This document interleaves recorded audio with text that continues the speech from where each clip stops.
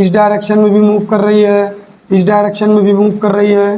But वो light में refraction, reflection और इलेक्ट्रोमैग्नेटिक वेव के साथ साथ ट्रांसवर्स वेव है।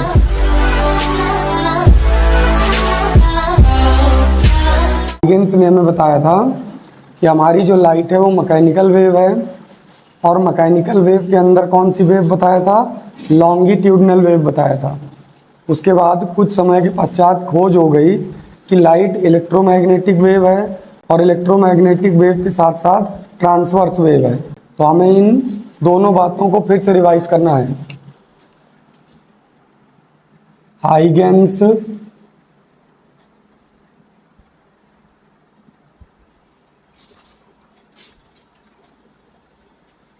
stated that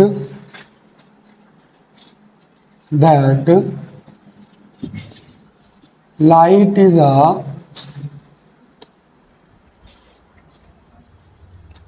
mechanical wave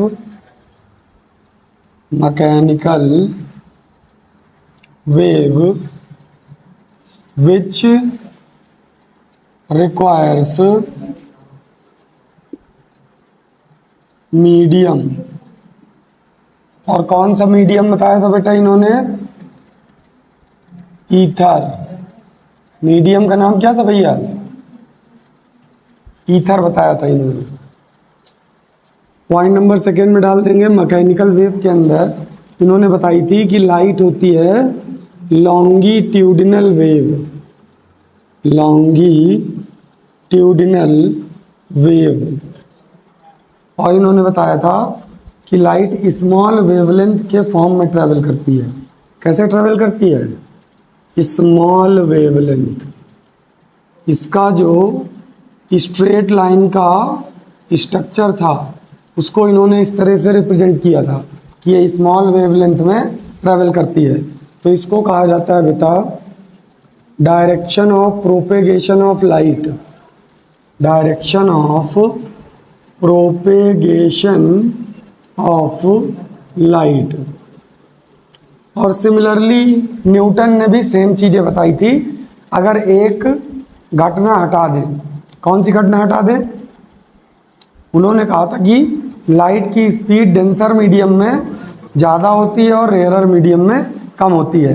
अगर इस बात को हम भूल जाएं थोड़ी देर के लिए, तो सिमिलरली न्यूटन ने भी एक अलग मीडियम सपोज किया था। उस मीडियम का नाम क्या दिया था? करपस्कल्स।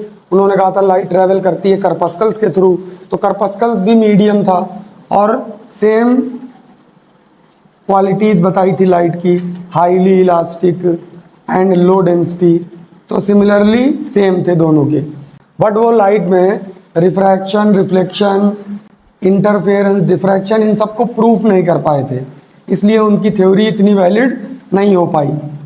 उसके बाद में later on it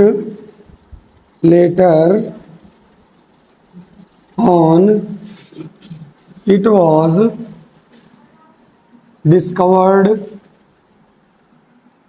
discovered that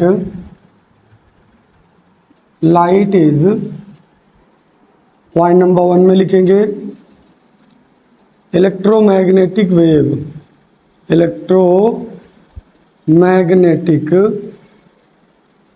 wave. और यहाँ लिखेंगे नो मीडियम। इलेक्ट्रोमैग्नेटिक वेव को किसी भी प्रकार के मीडियम की कोई ज़रूरत नहीं होती है। और साथ में पता चला कि लाइट लॉन्गिट्यूडनल वेव नहीं है, क्या है? ट्रांसवर्स वेव है, ट्रांसवर्स वेव। ये पता चला कुछ समय के बाद, तब जा कर के लाइट की ये जो दोनों प्रॉपर्टी आई हैं, electromagnetic wave and transverse wave, इसकी हेल्प से हम लाइट में पोलराइजेशन को प्रूव कर सके। अब बेटा इलेक्ट्रोमैग्नेटिक वेव ट्रैवल कैसे करती है? तो ध्यान से देखिए, यहाँ अगर हम स्ट्रक्चर बनाएं एक्स वाई जेड के टर्म में, तो ये हो जाएगा जेड जो रिप्रेजेंट करता है ऐसे, ये हो जाएगी direction of propagation of light, direction of propagation of light जो हमारा एक्स की डायरेक्शन में है, ये होता है इलेक्ट्रिक फील्ड वेक्टर जो हमारा वाई की डायरेक्शन में है, और एक होता है मैग्नेटिक फील्ड वेक्टर जो हमारा जेड की डायरेक्शन में है। तो हमने इन तीनों को रिप्रेजेंट कर दिया। अब हमारी जो इलेक्ट्रोमैग्नेटिक वेव होती है वो ट्रैवल कैसे करती है। अगर हमारी लाइट एक्स में ट्रैवल कर रही है तो उसका जो इलेक्ट्रिक फील्ड वेक्टर होगा वो वाई की डायरेक्शन में वाइब्रेट करेगा इस तरीके से, plus y minus y, plus y minus y. और जो हमारी मैग्नेटिक फील्ड की डायरेक्शन होगी वो प्लस जेड में मूव करेगी। कैसे मूव करेगी? Plus Z. तो प्लस जेड मैंने आपको ऐसे बताया इस तरीके से। तो लाइट ऐसे ऐसे मूव करेगी मैग्नेटिक फील्ड के थ्रू, और तब जा कर के कहीं एक्स की डायरेक्शन में ऐसे ऐसे लाइट ट्रैवल करेगी। तो ऐसे बैकवर्ड डायरेक्शन में लाइट नहीं ट्रैवल करती। लाइट कैसे ट्रैवल करेगी? फॉरवर्ड डायरेक्शन में, एक्स की डायरेक्शन में आगे बढ़ते हुए चली जाएगी, और magnetic field vector perpendicular vibrate होता रहेगा, और मैग्नेटिक फील्ड के साथ इलेक्ट्रिक वेक्टर भी आपका परपेंडिकुलर वाइब्रेट होता रहेगा जेड में। तो इस तरीके से आपकी लाइट क्या होती है? वाइब्रेट होती है, और वाइब्रेशन के थ्रू ही आपका direction of propagation of light आता है। तो आप इसको दोबारा से नोट करिए, उसके बाद हम आपको पोलराइजेशन बताते हैं।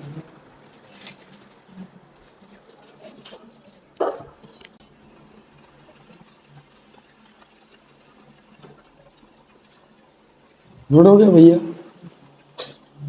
सबका नोट हो गया पीछे?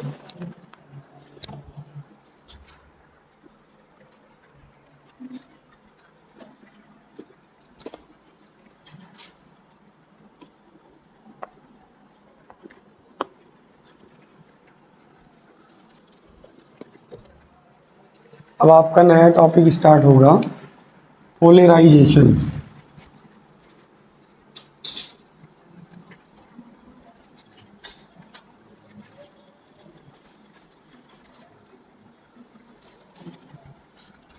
पोलराइजेशन में बेटा आपको पढ़ना है दो प्रकार की लाइट। एक आपकी अनपोलराइज्ड लाइट होती है और एक आपका पोलराइज्ड लाइट होती है। जितने भी इक्विपमेंट आप लाइट सोर्सेस के देख रहे हैं ये सब आपको प्रोवाइड करते हैं अनपोलराइज्ड लाइट। ये ट्रैवल कैसे करती है, इसकी डायरेक्शन क्या होती है, इसके बारे में हमें पढ़ना है। फिर with the help of polariser या पोलराइड, उसकी हेल्प से लाइट किस डायरेक्शन में मूव करेगी उसके बारे में हमें पढ़ना है। तो सबसे पहले पोलराइजेशन के अकॉर्डिंग लाइट टू टाइप्स की होती है। कैसी होती है, इनकी डायरेक्शन क्या होती है, इसके बारे में सीख लेते हैं। सबसे पहली लाइट होती है अनपोलराइज्ड लाइट। दूसरी लाइट होती है पोलराइज्ड लाइट। पोलराइज्ड लाइट किसकी हेल्प से मिलती है? पोलराइजर।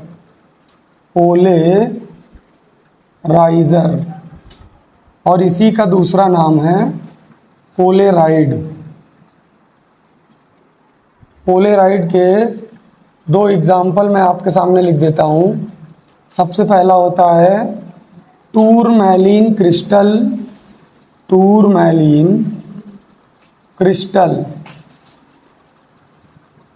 First example. दूसरा एग्जाम्पल निकिल क्रिस्टल या Nicol prism. First example, second example. अब ये आपके कहाँ यूज़ होते हैं बेटा? जितने भी आपके सन ग्लासेज आते हैं, जितने भी अच्छे ब्रांड के सन ग्लासेज आते हैं, उनको पहनने के बाद हमें ऐसा लगता है कि बाहर लाइट की इंटेंसिटी कम हो गई है, पर ऐसा एक्चुअल में होता नहीं है। तो वहाँ पे क्या प्रोसेस होती है उसके बारे में जो जानकारी हमें मिलेगी वो इस चैप्टर में मिलेगी पोलराइजेशन के थ्रू। तो सबसे पहले हम बात करेंगे अनपोलराइज्ड लाइट की। इसकी डिफिनीशन क्या होती है, ये कैसी दिखती है और इसकी ट्रैवलिंग पोजीशन क्या होती है। तो सबसे पहले इसकी डिफिनीशन की बात करेंगे। तो हम जो लाइट प्राप्त करते हैं उसको बोलते हैं ऑर्डिनरी लाइट। क्या बोलते हैं? Ordinary light. Vibration of electric field occurs in all direction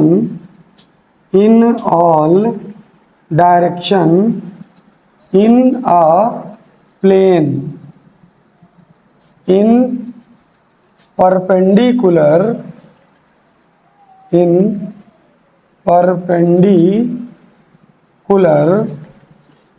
to the propagation of direction of propagation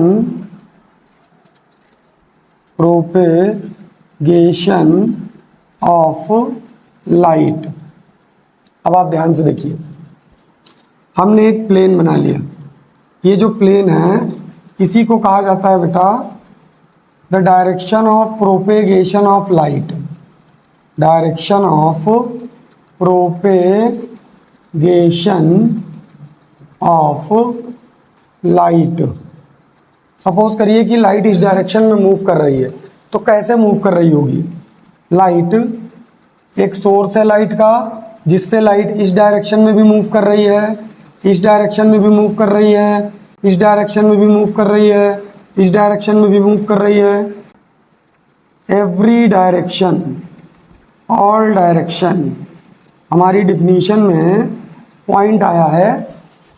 अब आप अपनी डिफिनीशन को मैच करिए।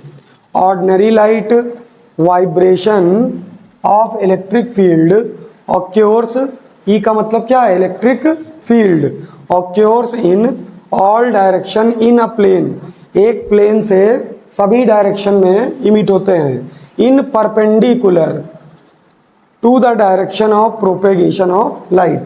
अब ये जो डायग्राम है बेटा, ये 3D डायग्राम है।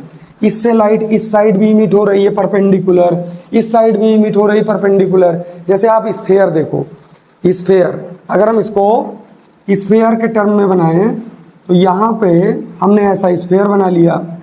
अब इस स्फेयर से इस डायरेक्शन में, इस डायरेक्शन में, इस डायरेक्शन में, इस डायरेक्शन में, यहाँ भी, इस साइड भी, कोई भी पोजीशन आपको छोड़ना नहीं है और एरो हर डायरेक्शन में आपको लगानी है। परपेंडिकुलर डायरेक्शन में लाइट इमिट होती है ऑर्डिनरी सोर्स से, और इसी लाइट को कहा जाता है बेटा अनपोलराइज्ड लाइट। और लाइट आपकी एक्स की डायरेक्शन में या वाई की डायरेक्शन में, कोई एक डायरेक्शन आपको सपोज करना पड़ेगा, उसमें आपको मूव करते हुए दिखाना है। अब इसके जो इलेक्ट्रिक फील्ड के वेक्टर हैं वो परपेंडिकुलर मूव करेंगे, जो मैग्नेटिक फील्ड के वेक्टर हैं वो जेड की डायरेक्शन में मूव करेंगे, और जो आपकी वेव है वो, अब अगर ये एक्स की डायरेक्शन में मूव कर रहे थे मैग्नेटिक फील्ड, तो आपकी जेड की डायरेक्शन में कौन ट्रैवल करेगी? वेव। कौन सी वेव? Light wave. बात समझ में आई? तो ये आपका किसका डायग्राम हुआ? अनपोलराइज्ड लाइट का डायग्राम हुआ। अब हम बात करेंगे पोलराइज्ड लाइट की। तो पहले इसकी डिफिनीशन जानने से पहले हम पोलराइजर यानी पोलराइट की डिफिनीशन जानेंगे, क्योंकि बिना इसकी हेल्प के आप पोलराइज्ड लाइट को ड्रॉ नहीं कर पाएंगे। तो बेटा पोलराइजर क्या होता है या पोलराइड क्या होते हैं, इसकी डिफिनीशन हम यहाँ लिखेंगे। It consist of a long chain molecules aligned in a particular direction,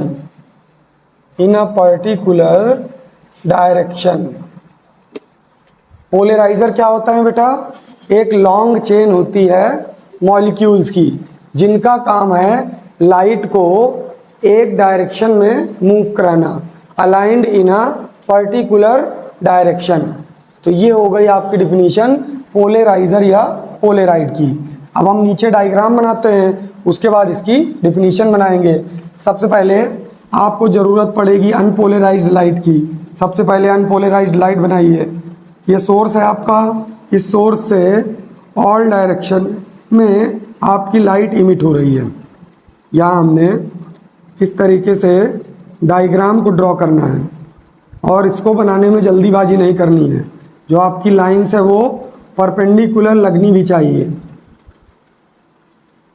इस तरीके से आपको अनपोलराइज्ड लाइट बना लेना है, अनपोलराइज्ड लाइट। अब किसी एक पॉइंट को मान करके आप क्या करोगे, the direction of propagation of light wave, the direction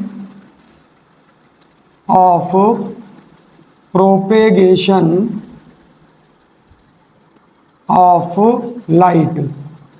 अब मैं हर बार ड्रॉ करने के बाद ये वर्ड क्यों लिख रहा हूँ, ताकि आप सबको आसानी से लर्न हो जाए। इसका लिखना डायग्राम में बहुत ज़रूरी है कि आपकी जो वेव है वो किस डायरेक्शन में मूव कर रही है। देखो, मूव तो इस डायरेक्शन में भी कर रही है, मूव तो इस डायरेक्शन में भी कर रही है, मूव तो इस डायरेक्शन में। मैंने एक ही एरो पकड़ी है ना, तो आपको समझाने के लिए मुझे एक डायरेक्शन पकड़नी पड़ेगी। लेकिन लाइट क्या करती है बेटा, एवरी डायरेक्शन में मूव करती है। अब हम एवरी डायरेक्शन में तो यहाँ डायग्राम बना नहीं सकते हैं। उसका रीज़न है, एक तो ज़्यादा टाइम लॉस हो जाएगा, दूसरा आपके समझ में नहीं आएगा। आपको एक पॉइंट से समझना है और इस एक पॉइंट से समझने के बाद में आपको ये इमेजिनेशन एवरी डायरेक्शन के लिए करना है। इसलिए मैं आपको एक एक करके एक ही डायरेक्शन में लाइट को ट्रैवल करने की पोजीशन समझा रहा हूँ। अब आपको बेटा क्रिस्टल लेना है, इन दोनों में से कोई एक क्रिस्टल ले लीजिए। ज़्यादातर यूज किया जाता है बेटा टूरमैलिन क्रिस्टल। जो रिबन वगैरह के चश्मे आते हैं उसमें आपका यूज़ होता है निकिल प्रिज्म।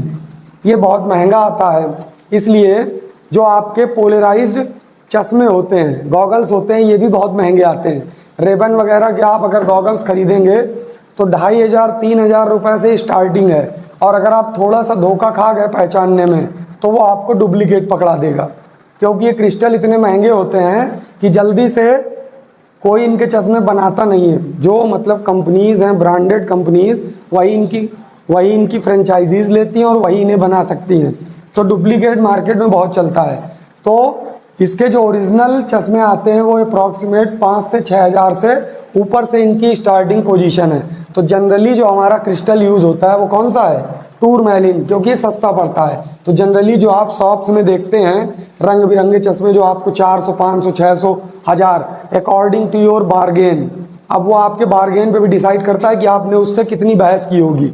अब हो सकता है कोई व्यक्ति बिना बहस के गया हो, 1000 का चश्मा लेके चला आया हो, कोई 10-5 मिनट बहस किया हो, जस्ट आधे रेट में चला लेके चला आया 500 रुपये में, 600 रुपये में।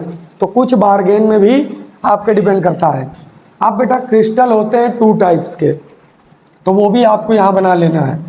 एक होता है बेटा वर्टिकल क्रिस्टल और दूसरा होता है बेटा हॉरिजेंटल क्रिस्टल। वर्टिकल क्रिस्टल में आपको वर्टिकल लाइन ड्रॉ करनी है ऐसे, और बिल्कुल स्ट्रेट लाइन, गैप भी सेम होना चाहिए। इस तरीके से आपको वर्टिकल क्रिस्टल ड्रॉ कर लेना है। ये आपका वर्टिकल पोजीशन में रखा जाएगा। फिर सेम एज इट इज़ आपका दूसरा क्रिस्टल होता है जो आपका हॉरिजेंटल पोजीशन में रखा जाता है। अब इन दोनों क्रिस्टल्स को आप चाहो तो किसी भी एंगल में रख सकते हो। तो एंगल की बात हम अभी नहीं करेंगे, हमें अभी बेसिक चीज़ें समझनी है। जब हम आगे बढ़ेंगे तब हम इनके पर्टिकुलर एंगल की बात करेंगे कि हमें कितनी इंटेंसिटी कम करनी है, कब कितनी इंटेंसिटी कम होगी, कब हमें कितनी इंटेंसिटी की ज़रूरत है। तो कुछ चश्मे होते हैं जो कम इंटेंसिटी कम करते हैं, कुछ बहुत ज़्यादा इंटेंसिटी कम करते हैं, कुछ होते हैं धूप छाँव वाले चश्मे। जैसे ही धूप में जाओगे उनका कलर डल हो जाता है और आपके आँख में आने वाली लाइट की इंटेंसिटी अपने आप क्या हो जाती है, कम हो जाती है या डिम हो जाती है। तो यहाँ हमने लिया बेटा, सपोज दैट हमने वर्टिकल क्रिस्टल लिया और वर्टिकल क्रिस्टल को इस तरीके से रख दिया। अब यहाँ पे वर्टिकल लाइन ड्रॉ कर लेनी है आपको इस तरीके से। यहाँ हमने वर्टिकल क्रिस्टल को जैसे ही बेटा रखा, अब यहाँ से वर्टिकल वाली लाइट पास हो जाएंगी, हॉरिजेंटल वाली सारी लाइट ये पोलराइड क्या कर लेता है, अपने आप में एब्जॉर्व कर लेता है। यहाँ तक कि ये रिफ्लेक्ट भी नहीं करता है। इस पोलराइड में इतनी बेटर क्वालिटी होती है लाइट को एब्जॉर्व करने की कि ये सारी की सारी हॉरिजेंटल लाइट को क्या करेगा, एब्जॉर्व करेगा। Horizontal light waves absorbed by Polaroid या स्लैश करके लिख सकते हैं आप, पोलेराइजर। बात समझ में आई? अब यहाँ से केवल कौन सी लाइट पास होगी, वर्टिकल लाइट, ये वाली लाइट पास होगी। अब आपकी लाइट की इंटेंसिटी जस्ट हाफ हो गई। मेरी बात को बहुत ध्यान से सुनिएगा, एक भी हॉरिजेंटल वाली लाइट पास नहीं होगी, सारी की सारी वर्टिकल वाली लाइट पास होंगी। और देखिए इनका जो वाइब्रेशन है वो सिर्फ कैसा है, इलेक्ट्रिक फील्ड का, परपेंडिकुलर वाला, और किसके थ्रू, प्लेन के थ्रू। ये आपका जो डायरेक्शन है ये प्लेन का काम कर रही है, तो किसी प्लेन के परपेंडिकुलर डायरेक्शन में वाइब्रेशन हो रहा है। ये जो आपकी परपेंडिकुलर डायरेक्शन में दिख रही है ये क्या है, ये लाइट की इलेक्ट्रिक फील्ड है। बात समझ में आई? तो इलेक्ट्रिक फील्ड परपेंडिकुलर डायरेक्शन में मूव करते हुए आगे निकल जाएगी। यहाँ पर अगर हम माने तो यहाँ पर लाइट की इंटेंसिटी कितनी थी बेटा, 100%। और 100% को हमने किससे डिनोट कर दिया बेटा, 100% को हमने डिनोट कर दिया I is equal I not से। I is equal I not को हमने सपोज किया 100%, जस्ट 50% क्वांटिटी को ये एब्जॉर्व कर गया। तो अगर 50% क्वांटिटी को एब्जॉर्व कर गया तो यहाँ पर आपकी लाइट जो मिलेगी वो कितनी होगी बेटा, I not by 2, just half. बात समझ में आई नहीं आई?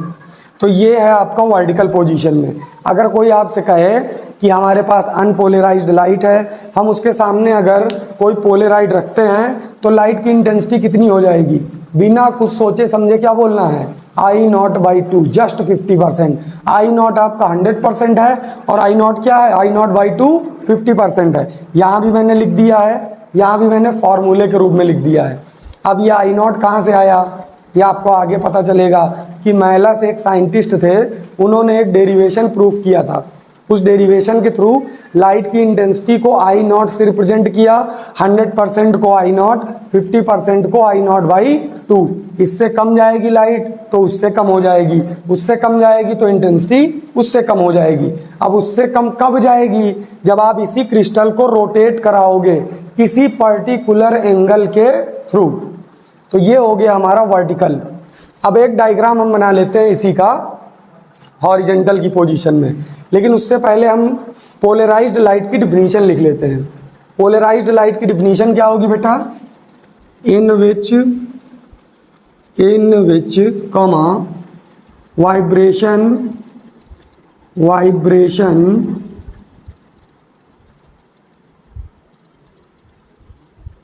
Of electric field occurs in only one direction, in a plane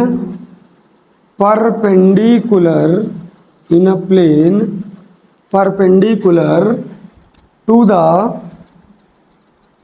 direction of propagation